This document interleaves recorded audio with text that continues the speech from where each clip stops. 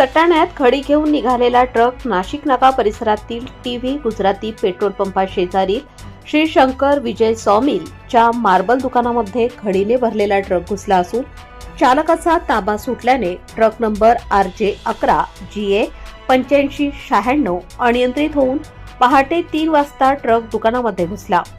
धडकेचा आवाज इतका भीषण होता की परिसरातील नागरिक दचकून बाहेर आले। दुर्घटनेमध्ये चालक ट्रकच्या केबिनमध्ये अडकला। चालक किरकोळ जखमी झाला असून सुदैवाने अपघातात जीवितहानी झाली नसून दुकानाचे मोठे आर्थिक नुकसान झाले आहे।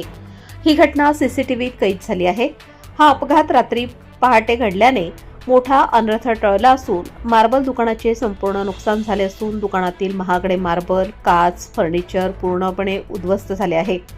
या अपघातात दुकानाचे लाखो रुपयांचे नुकसान झाले असून पुढील तपास सटाणा पोलीस स्टेशनचे कर्मचारी करीत आहेत। प्रबंधभूमी महाराष्ट्र न्यूज साठी वैभव नंदाळे, सटाणा।